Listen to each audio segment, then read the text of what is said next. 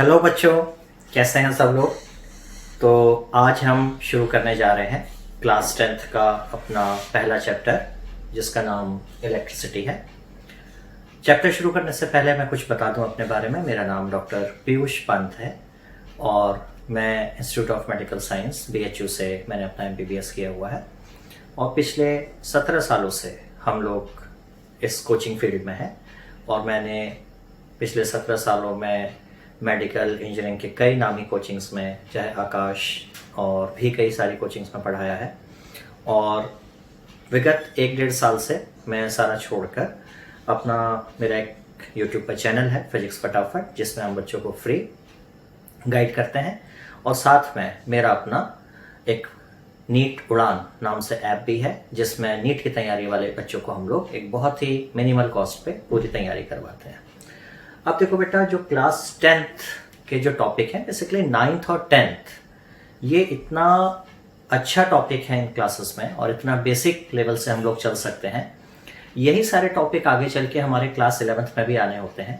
और अगर हम क्लास 9th और 10th में ही इन टॉपिक्स पे गहरी पकड़ बना लें तो आगे चल के जो बच्चे, क्योंकि मेरा मानना है कि हो सकता है सारे बच्चे जो अभी 10th क्लास में हैं वो इंजीनियरिंग या मेडिकल में उतना इंटरेस्टेड ना हो, बट जो भी बच्चे आगे चल के ये सोच कर बैठे हैं कि हम इंजीनियरिंग या मेडिकल में से किसी की तैयारी करेंगे, तो उन लोगों के लिए काफ़ी बेनिफिट होगा। हम लोग 2 स्तर पे काम करेंगे। पहले लेवल पे हम लोग कोशिश करेंगे जो बेसिक कॉन्सेप्ट हैं NCERT के आपके, उनको अच्छे से समझें। कॉन्सेप्ट को समझने के लिए हमको थोड़ा सा चीज़ों को देखिए, लिखना आपको समझना पड़ेगा कि क्लास 9th और 10th में लिखना कम है और समझना ज़्यादा है। और जब आप क्लास 11th में आ जाते हैं तो फिर आप जो चीज़ आपने समझी हुई हैं उनको अप्लाई करना आप ज़्यादा शुरू कर दीजिए, ठीक है। तो let's start with our chapter electricity. तो देखो बेटा, जैसे ही इलेक्ट्रिसिटी नाम आप सुनेंगे तो इलेक्ट्रिसिटी को आप बोलेंगे that is flow of charge. अब क्या हुआ, जैसे ही आप इलेक्ट्रिसिटी पढ़ने की कोशिश किए तो इलेक्ट्रिसिटी पढ़ने से पहले आपको समझना पड़ेगा charge. What is charge? Charge है क्या चीज, हम क्यों चार्ज को पढ़ रहे हैं, ठीक है ना। और यही 9th और 10th की सबसे इंपॉर्टेंट चीज है कि यहाँ पे जो भी कॉन्सेप्ट्स आ रहे हैं उनको आप एक लाइन में किसी डेफिनेशन की तरह रटिए नहीं। आप क्या करिए, आप उन चीजों को अपने अंदर पूरा एक कॉन्सेप्चुअली समझने की कोशिश कीजिए, ताकि जब आप क्लास 11th और 12th में आए तो उन कॉन्सेप्ट्स को आसानी से अप्लाई कर सकें और उस वक्त आपको उन चीज़ों से डर न लगे। तो चार्ज को समझने से पहले मैं आपसे पूछता हूँ बेटा, व्हाट इज मास? तो यहाँ पे कई बच्चे बोलेंगे तुरंत कि सर हमको तो लिखाया गया है amount of matter present in a body is मास। मैंने कहा ठीक है बेटा, आपने एकदम सही बोला। नाउ आपने बोला the amount of matter present in a body is mass, तो मैं आपसे पूछता हूँ then what do you mean by matter? तो आप सोचने लगे, आपने कहा मैटर, हाँ सर मैटर भी हमको पढ़ाया गया है, anything which has mass and occupy space is called as matter. थोड़ा सा ध्यान से देखो बेटा, क्या हुआ, जब मैंने आपसे पूछा व्हाट इज मास तो आपने बोला मैटर जो है दैट इज मास। और जब मैंने आपसे पूछा मैटर क्या है, आपने बोला मास जिसके पास है वो मैटर है। तो हुआ क्या, क्लियर कट किसी को नहीं पता था। This is just like a scene. मैंने आपसे पूछा शर्मा जी कहाँ रहते हैं, आपने कहा वर्मा जी के सामने। मैंने कहा वर्मा जी कहाँ रहते हैं, आपने कहा शर्मा जी के सामने। मैंने कहा कुछ अता पता है दोनों कहाँ रहते हैं, आपने कहा हाँ सर ये तो हमने कभी सोचा ही नहीं। तो एग्जैक्टली यही सिचुएशन हो रही है। तो देखो बेटा, मास क्या है या चार्ज क्या है, ये इनफैक्ट किसी को नहीं पता है। एक्चुअली मास और चार्ज एक तरह के इंट्यूशंस हैं। These are kind of intuitions. Intuitions का मतलब एक तरह की फीलिंग जो आपको आती है। जैसे मास में क्या है, आपने एक छोटा गोला लिया, आपने एक बड़ा पत्थर पकड़ा, दोनों को हाथ में रखिए, ऐसे करके आंख बंद करके फील करिए तो आपको लगेगा आपके हाथ पे कुछ प्रेशर दबाव बना रहा है। तो जो बड़ा गोला होगा वो ज्यादा वाली फीलिंग आएगी, जो छोटा गोला होगा उसकी फीलिंग कम आएगी। तो एक्चुअली उस फीलिंग का नाम क्या है, मास, ठीक है ना। ये जो फीलिंग आती है that is called as mass. और फिर इस फीलिंग को लेके गैलीलियो न्यूटन ने कई सारी चीजें हमको बताई और वो हमारे न्यूटन्स लॉ ऑफ मोशन या ग्रेविटेशन में आ गए, ठीक है ना। तो कुल मिला के जब आप 9th क्लास में ग्रेविटेशन पढ़े थे तो उसमें आपको बताया गया था 2 ऑब्जेक्ट जिनमें भी मास होगा, they tend to attract each other with a certain force. और जो फोर्स आता है that is G m1 m2 upon r square, वो आपको मालूम है, ठीक है ना। अब यहाँ पर क्या हो गया, लोगों को ये चीज समझ में आ गई कि यहाँ पे दो मासेस होंगे तो वो आपस में अट्रैक्ट कर सकते हैं, ठीक है। तो क्या हुआ 18th सेंचुरी की स्टार्टिंग में, जैसे लोग कुछ एक्सपेरिमेंट करते थे, मान लीजिए उन्होंने एक ग्लास रॉड ली और एक एबोनाइट रॉड ली। Ebonite is a kind of plastic type substance, okay. और दोनों को रब करके जब ये छोड़ देते थे, यानी कि इनको इन्होंने रब किया और रब करने के बाद जब छोड़ देते थे और मान लीजिए किसी धागे से टंगी होती, तो ये देखने में आता था कि दोनों रॉड एक दूसरे की ओर हल्का सा अट्रैक्ट हो जाती थी। ये रॉड एक दूसरे की ओर अट्रैक्ट हो जाती थी। अब ये अट्रैक्ट हो गए तो लोग क्या करते थे, लोगों ने कहा भाई ये तो हमको पता है, न्यूटन अंकल बता कर गए हैं हमको कि जिन ऑब्जेक्ट्स में मास होता है वो आपस में एक दूसरे को अट्रैक्ट करती हैं। तो उन्होंने कहा लाओ अभी हम अपना कैलकुलेशन करके बता देते हैं कितना अट्रैक्शन आएगा, कितना अट्रैक्शन नहीं आएगा। और उन्होंने अपना कॉपी पेन चलाया और कॉपी पेन चला के उनको समझ में आ गया कि हाँ भाई इतना अट्रैक्शन आ रहा है। उन्होंने कहा लीजिए हमने पहले ही बता दिया। अब यहाँ पर दो चीजें हैं बेटा। पहली चीज, जो अट्रैक्शन या जो इनके बीच का जो फोर्स प्रेडिक्ट किया गया वो ऑब्जर्व फोर्स से मैच नहीं किया। और अगर ऑब्जर्व फोर्स से मैच नहीं किया तो प्रेडिक्ट किस बेसिस पे किया गया था, ये मानकर कि इनके बीच में क्या लग रहा है, इनके बीच में ग्रेविटेशनल फोर्स लग रहा है। और ग्रेविटेशनल फोर्स के हिसाब से वो चीज नहीं आ रही है, तो इसका मतलब ये जो फोर्स है ये शायद ग्रेविटेशन की कैटेगरी का नहीं है, अदर देन ग्रेविटेशन की कोई कैटेगरी का है। लेकिन हमको उस वक्त तक पता ही नहीं है कि ग्रेविटेशन के अलावा कोई दूसरा फोर्स होता है या नहीं होता है, पहली चीज। दूसरी चीज क्या होती है बेटा कि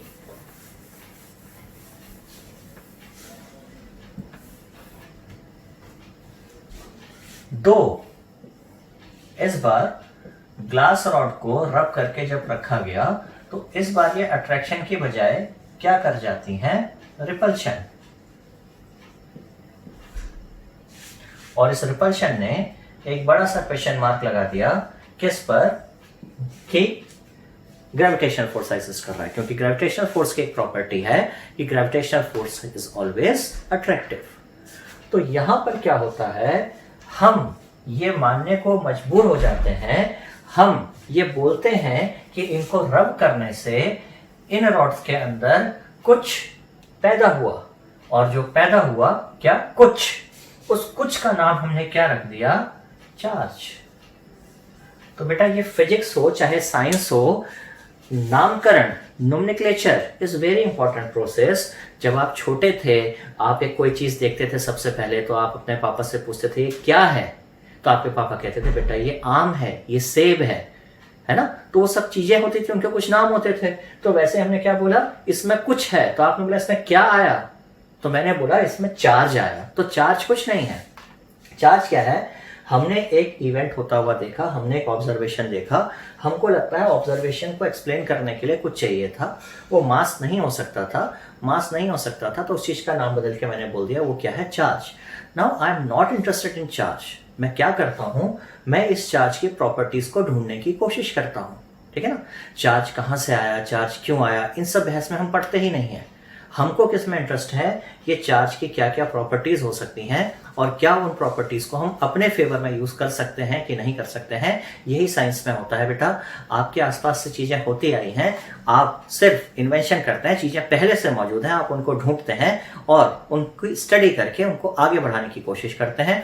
और जब तक आपके प्रेडिक्शन सही होते जाते हैं, एक के बाद एक आपकी थ्योरी काम कर रही होती है, फिर एक दिन आता है अचानक से किसी जगह पे आके आपकी थ्योरी काम नहीं करती है, तो आपको पता चलता है कि आप जो पढ़ रहे थे वो या तो अधूरा था या उसमें कोई कमी थी। फिर आप उसको थोड़ा सा ठीक करते हैं और सर से कहानी चलती रहती है। तो दैट मीन्स जो साइंस में सबसे मेन चीज क्या होती है, जो थ्योरीज हैं they are always subjected to change. Science की थ्योरीज हमेशा बदलती रहती हैं। साइंस पढ़ने और पढ़ाने वाले हमेशा खुले विचारों के होते हैं, वो किसी भी चेंज के लिए अपने को हमेशा तैयार पाते हैं। वो रिजिड नहीं होते हैं कि नहीं हमने लिख दिया अब तो ऐसा ही होगा, अब इसमें कोई परिवर्तन नहीं आ सकता।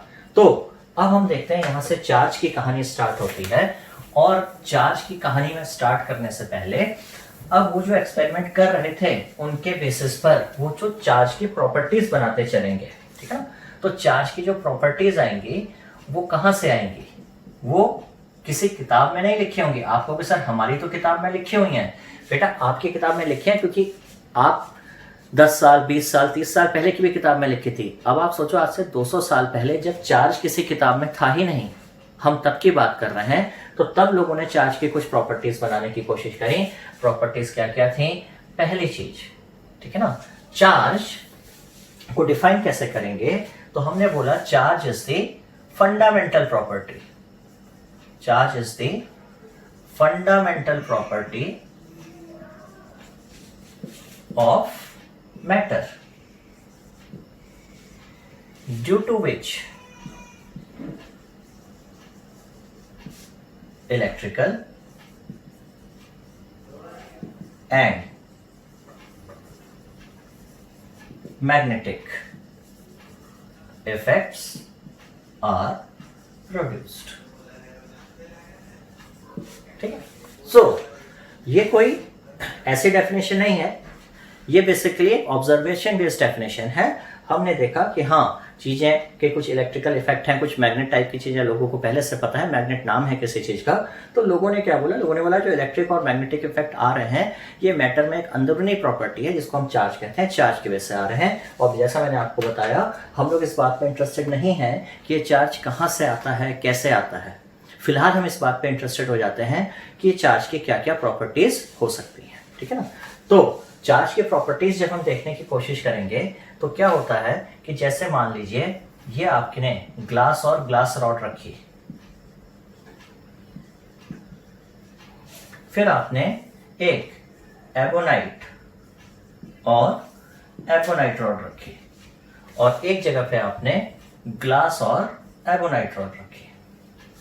अब मैं मान लेता हूं कि चार्ज एक ही टाइप का होता है, यानी कि A type A type A type A type A type type A, यानी कि मैं ये मान लेता हूं कि दुनिया में चार्ज एक ही तरह का होता है जिस तरह से मास होता है। तो यहां पर क्या हो रहा है? यहां पे रिपल्शन हो रहा है, यहां पे रिपल्शन हो रहा है। समझ में आता है? मैं कहूंगा जब भी चार्ज और चार्ज रिपेल करते हैं, बट यहां पे दिक्कत हो जाएगी कि यहां पे चार्ज ए और चार्ज ए क्या करने लगे? अट्रैक्ट करने लगे, ठीक है ना। तो मैं कहता हूं नहीं भाई ऐसे तो मेरी चीज नहीं जम रही मेरे को, तो मैं सिर्फ अंदाजा लगा रहा हूं, मैं सिर्फ गेस कर रहा हूं। मैंने कहा अच्छा ऐसा करता हूं, चार्ज को दो तरह का मान लेता हूं, ग्लास वाले पे ए, एबोनाइट वाले पे बी। ये अब क्या कहते हैं, ए और ए रिपेल कर रहे हैं, बी और बी रिपेल कर रहे हैं, ए और बी अट्रैक्ट कर रहे हैं। तो मेरे को धीरे धीरे इस तरह से एक्सपेरिमेंट देखते देखते देखते देखते समझ में आ जाता है कि हाँ भाई नेचर में जो चार्ज होता है वो दो तरह का होना चाहिए, ठीक है ना। तो ध्यान रखिएगा। अब मुझे किसी किताब में लिखा नहीं मिला, मैंने सिर्फ एक्सपेरिमेंट देख के ऑब्जर्वेशन के बेसिस पे एक आइडिया लगाया कि जो चार्ज होता होगा नेचर में, charges are of two types, ठीक है।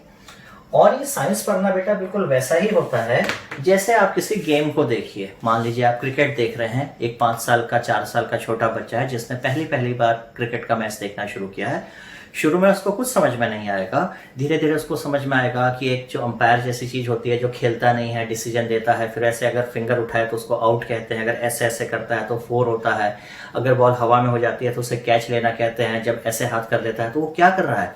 उसे गेम के रूल नहीं मालूम थे, बट वो देखते देखते धीरे धीरे समझने लगता है कि हाँ गेम के रूल है। उसी तरह से हमारे साथ भी क्या होता है, हम सिर्फ अपने आसपास की चीजों को देखते देखते समझते समझते एक्सपेरिमेंट ऑब्जर्वेशन को देखते देखते कुछ कुछ चीजें हमारे दिमाग में आने लगती हैं। वैसे ही एक चीज मेरे दिमाग में आई कि charges are of two types, और साथ में ये भी समझ में आ रहा है कि similar charge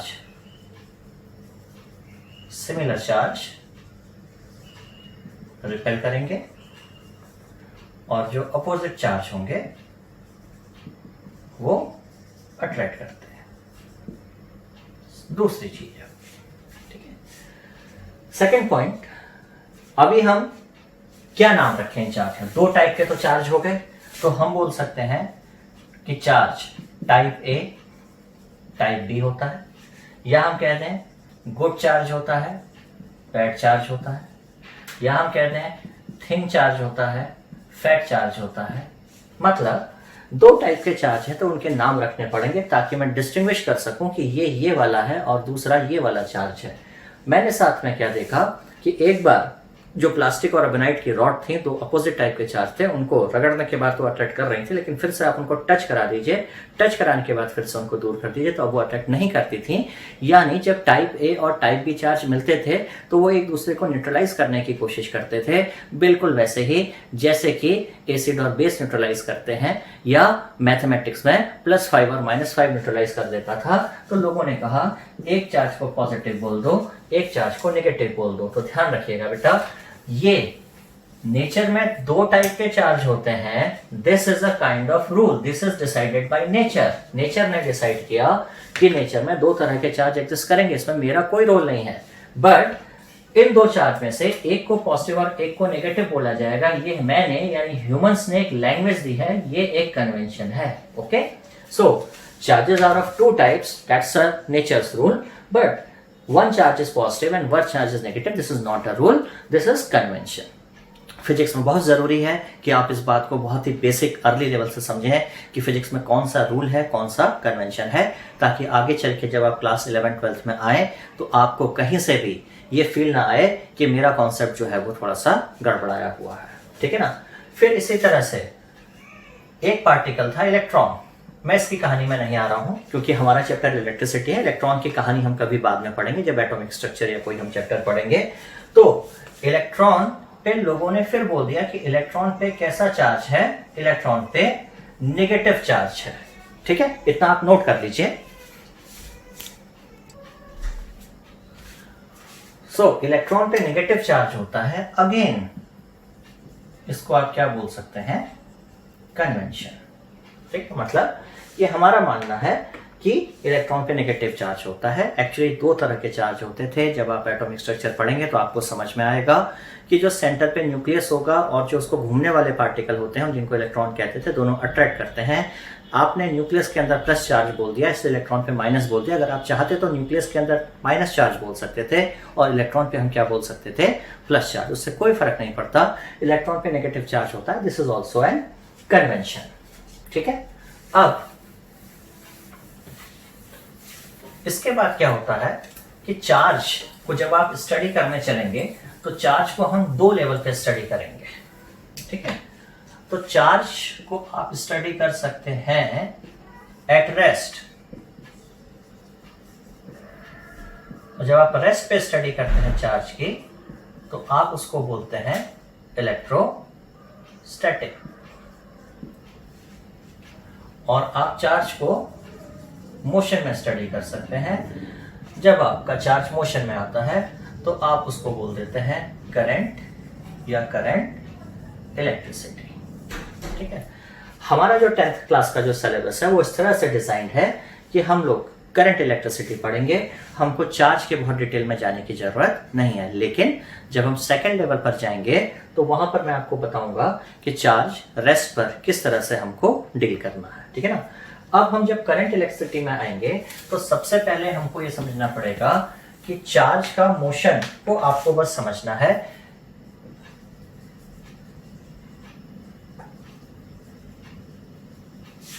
one point two another.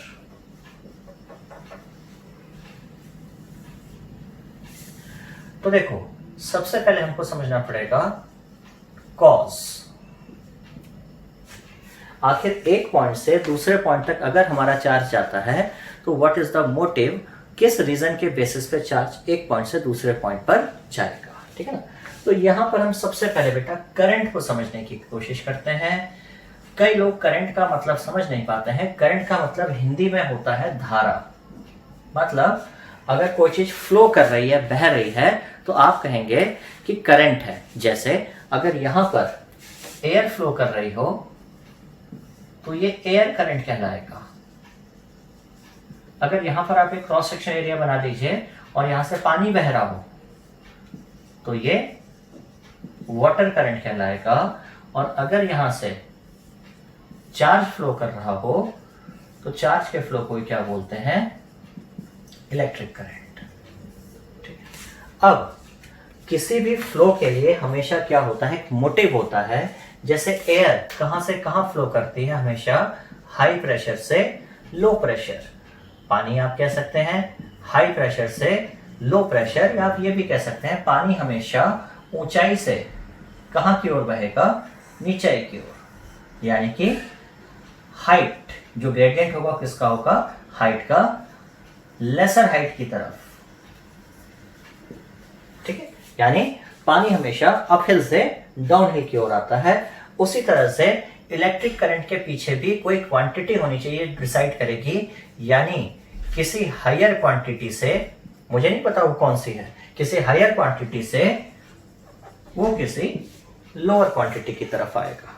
ठीक है, तो अब हमको क्या करना होता है, हमको ये समझना होगा कि जो इलेक्ट्रिक करंट है उसके फ्लो में वो कौन सी क्वांटिटी है जो कि रिस्पॉन्सिबल होगी हायर से लोअर के आने में। ठीक है ना, तो यहां पर हमारे पास दो चॉइस है, या तो हम उसी तरह से काम करें जैसे आज से 100-200 साल पहले किया जाता होगा, यानी हम एक्सपेरिमेंट कर करके समझें, या हम जो बड़े हमारे सीनियर लोग एक्सपेरिमेंट कर गए हैं उनके रिजल्ट को सीधे हम डायरेक्टली समझने की कोशिश करें। तो हम सेकंड रूट अपनाते हैं, और हम क्या करते हैं, जो हमारे सीनियर लोग थे उन्होंने एक चीज को समझा कि भाई अगर इस तरह से दो बॉडीज पे हम चार्ज लेके चलते हैं,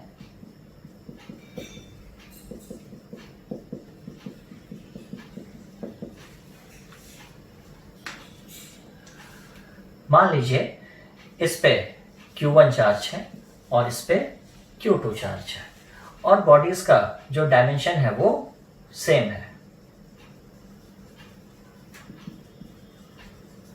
तो जैसा कि हम हमेशा देखते आए हुए हैं, मैक्सिमम चीजें इस यूनिवर्स में अपने कंसंट्रेशन ग्रेडियंट की ओर जाना पसंद करती हैं, यानी कि ज्यादा चार्ज से कम चार्ज की ओर। तो जहां पे मोर चार्ज होगा, चाहे पॉजिटिव हो, वहां से वो किसकी ओर जाना चाहेंगे, लेसर चार्ज की ओर। ठीक है, यानी कि जो चार्ज है पॉजिटिव जहां ज्यादा होगा वहां से कम की ओर जाना चाहेगा। इसी तरह से अगर ये नेगेटिव चार्ज के गोले होते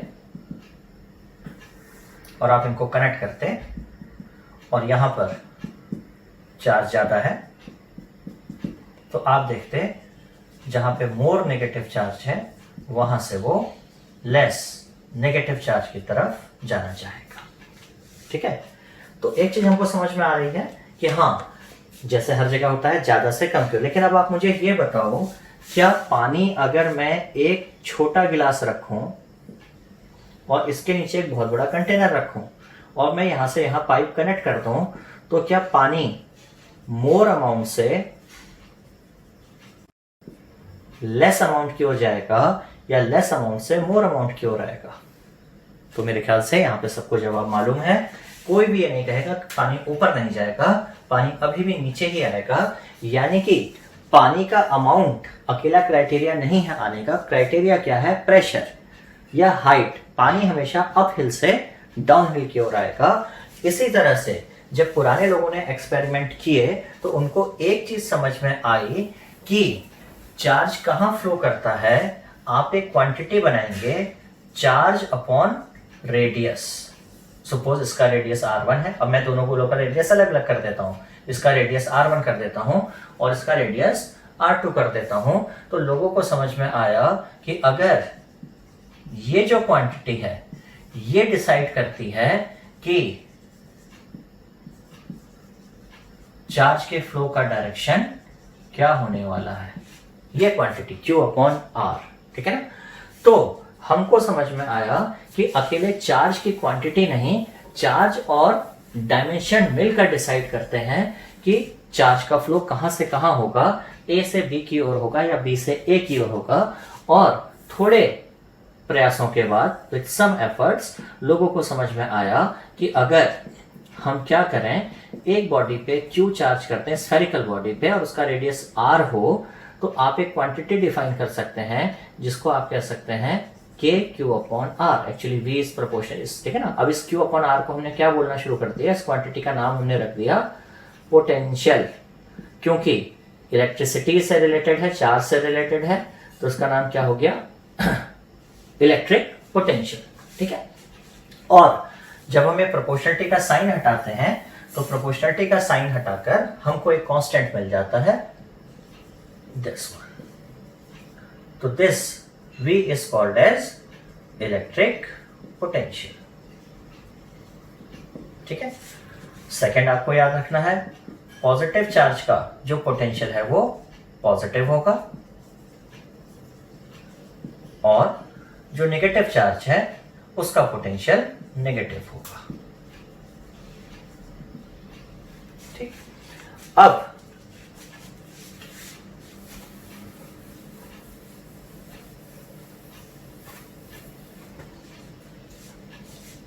अगर हमारे पास इस तरह से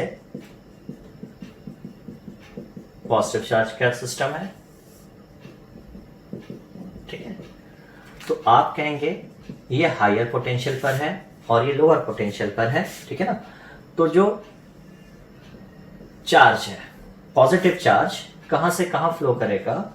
पॉजिटिव चार्ज फ्लो करेगा हाई पोटेंशियल से लो पोटेंशियल की ओर, हमेशा, ऑलवेज। ठीक, हमने गोलों का साइज जो है सपोज करिए वो सेम कर लिया, ठीक है, ताकि कोई कंफ्यूजन न रहे। अब जहां पे चार्ज ज्यादा होगा वहां पे पोटेंशियल भी ज्यादा होगा। लेकिन अगर ये नेगेटिव गोले होते और इस पे ज्यादा नेगेटिव चार्ज होता और इस पे कम नेगेटिव चार्ज होता तो इसका पोटेंशियल मोर नेगेटिव होता। मोर नेगेटिव माने ये लो पोटेंशियल होता। देखिए, अब इसका पोटेंशियल -10 है और इसका पोटेंशियल -5 है, तो ये कम है, ठीक है ना। तो नेगेटिव चार्ज यहां से यहां जाता तो जो नेगेटिव चार्ज है वो फ्लो करेगा कहां से कहां? Lower potential to higher potential. अभी पोटेंशियल की मैं डेफिनेशन दूंगा, लेकिन पहले हम क्या करते हैं, पहले हम एक्सपेरिमेंटल बेसिस समझने की कोशिश करते हैं कि पोटेंशियल हमने क्या किया। हमने कहा चार्ज, जिस भी बॉडी पे चार्ज होगा उससे एसोसिएटेड एक प्रॉपर्टी आएगी जिसको हमने पोटेंशियल नाम दिया। वो पोटेंशियल प्रॉपर्टी चार्ज और उसके डायमेंशन पे डिपेंड करेगी। हम सबसे सिंपलेस्ट केस लेंगे स्फेरिकल बॉडीज का। स्फेरिकल बॉडीज में ये potential will be proportional to Q and inversely proportional to R आ जाएगा। अब हमने क्या देखा, पॉजिटिव चार्ज हायर पोटेंशियल से हमेशा कहां जाता दिखेगा? लोअर पोटेंशियल की ओर, और नेगेटिव चार्ज हमेशा कहां दिखेगा? Lower potential to higher potential. तो ये बात आपको अपने दिमाग में एकदम अच्छे से रख लेनी है कि पॉजिटिव चार्ज कहां से कहां जाता है? High potential to low potential. और नेगेटिव चार्ज कहां को फ्लो करेगा? Low potential to high potential. ठीक है, तो इसको आपको एकदम, ये पहला कॉन्सेप्ट है क्लास का जो आपको एकदम क्रिस्टल क्लियर रखना है। दो चीजें मैंने आज सिखाई हैं। पहला, चार्ज ज्यादा चार्ज से कम चार्ज की ओर फ्लो नहीं करेगा, ठीक है ना। चार्ज फ्लो करेगा पोटेंशियल डिफरेंस के अकॉर्डिंग, और पोटेंशियल डिफरेंस के अकॉर्डिंग कैसे मूव करेगा? पॉजिटिव चार्ज होगा तो हायर पोटेंशियल से लोअर पोटेंशियल जाएगा, नेगेटिव चार्ज होगा तो लोअर पोटेंशियल से हायर पोटेंशियल जाएगा। ठीक है, अब हम ये समझने की कोशिश करते हैं कि ये पोटेंशियल या पोटेंशियल डिफरेंस क्या चीज होगी। तो देखिए, अब अगर हमारे पास एक पॉजिटिव चार्ज का सिस्टम है, इसका पोटेंशियल मान लेते हैं VA, और सपोज मेरे पास एक नेगेटिव चार्ज का सिस्टम है, इसका पोटेंशियल हम मान लेते हैं VB। तो जाहिर सी बात है ये हायर पोटेंशियल है और ये लोअर पोटेंशियल है, ठीक है। और मैं यहां पर एक चार्ज रखता हूं Q0, और इस Q0 को मैं इधर लाने की कोशिश करता हूं। तो मेरा सवाल आपसे सिंपल लैंग्वेज में ये है, क्या ये Q0 इधर को खुद से आना चाहेगा? आप खुद सोचिए, पॉजिटिव चार्ज पॉजिटिव के पास जाना चाहेगा या नेगेटिव के पास? तो नेचुरल टेंडेंसी क्या होती, ये पॉजिटिव इस पॉजिटिव को रिपेल करता और नेगेटिव अट्रैक्ट करता, तो ये Q0 को तेजी से किसकी ओर आ जाना चाहिए था? B की तरफ, इसकी तरफ। और वैसे भी हमने बताया पॉजिटिव चार्ज कहां से कहां की ओर जाता है? हायर पोटेंशियल से लोअर पोटेंशियल। लेकिन यहां हम क्या कर रहे हैं, यहां हम अगेंस्ट द टेंडेंसी, जैसे पानी ऊपर से नीचे तो खुद आ जाता है, लेकिन अगर हमको नीचे से पानी ऊपर ले जाना होगा तो क्या करना पड़ेगा? किसी आदमी को बाल्टी लेके ऊपर जाना पड़ेगा, यानी उसे अपनी एनर्जी खर्च करनी पड़ेगी, या मोटर लगानी पड़ेगी नीचे से ऊपर पानी ले जाने के लिए। तो उसी तरीके से जब आप यहां से यहां तक चार्ज को लाओगे तो पहली चीज तो आप ये समझो, this is against the natural tendency of किसका? Positive charge. ठीक है, पॉजिटिव इंपॉर्टेंट है क्योंकि अगर ये नेगेटिव चार्ज होता तो उल्टी कहानी होती, नेगेटिव चार्ज यहाँ आना चाहता तब नेगेटिव वहां नहीं जाना चाहता, तो हमारा पॉजिटिव चार्ज है और पॉजिटिव चार्ज को हम कहां से कहां ला रहे हैं, लो पोटेंशियल से हाई पोटेंशियल। मतलब एक बॉल को ऊपर से नीचे छोड़ दो तो खुद ही चली जाएगी, लेकिन नीचे से ऊपर आने में क्या करना पड़ेगा, वर्क करना पड़ेगा किसी एक्सटर्नल एजेंट को। तो हम क्या कहते हैं, अगर ये यहां से सपोज एक्स पॉइंट से वाई पॉइंट तक आती है, low potential to high potential, तो एक्सटर्नल एजेंट को कुछ वर्क करना पड़ेगा और ये work done per unit charge ही क्या होगा, Vy माइनस Vx। ठीक है, ये पोटेंशियल एट y है, ये पोटेंशियल एट x है। इस क्वांटिटी को आप बोल सकते हैं डेल्टा V या potential difference.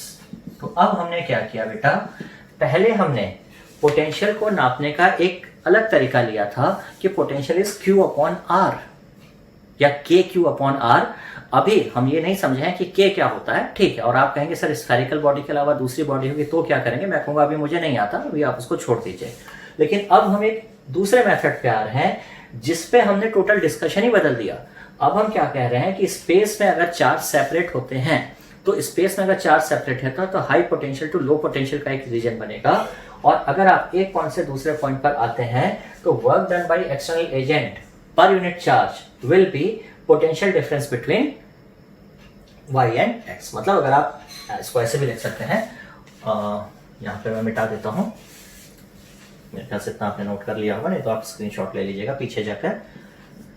Work done by external agent initial to final, हम कहां से कहां है, x to y per unit charge is potential difference, यानी कि v final minus v initial. ठीक है, this is called as potential difference. So work done by external agent per unit charge will be termed as potential difference. ठीक है, तो मैं class को summarise करता हूं।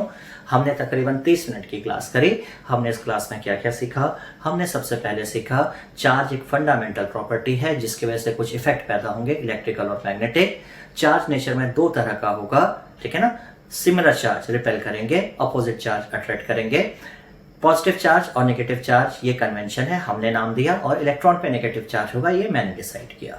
इसके बाद हमने समझने की कोशिश करी कि आखिर एक चार्ज एक प्लेस से दूसरी जगह जाएगा तो किस फिजिकल प्रॉपर्टी के बिहाफ पे मूव करेगा। जैसे पानी हाई अप हिल से डाउन हिल आता है, जैसे एयर का फ्लो हाई प्रेशर से लो प्रेशर होता है, तो उसी तरह से चार्ज का जो फ्लो होगा वो कहां से होगा, that will be as per the potential difference.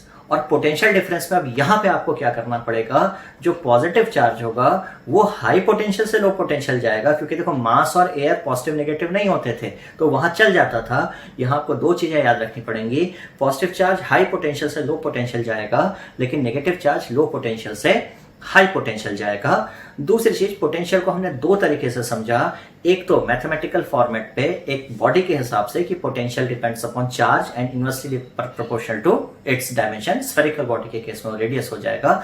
और दूसरा हमने तरीका समझा एनर्जी वाला मेथड, कि अगर आप एक पॉइंट से दूसरे पॉइंट के बीच आते हैं तो कुछ वर्क डन करना पड़ेगा, तो work done by external agent from initial to final per unit charge will be termed as potential difference. तो ये बेटा एक आइडियल तरीका होता है जिसमें आप देखते हैं कि हम 30 मिनट्स 35 मिनट्स की जो क्लास लेते हैं उसका समरी मुश्किल से 2 या 3 मिनट की भी नहीं बनती है।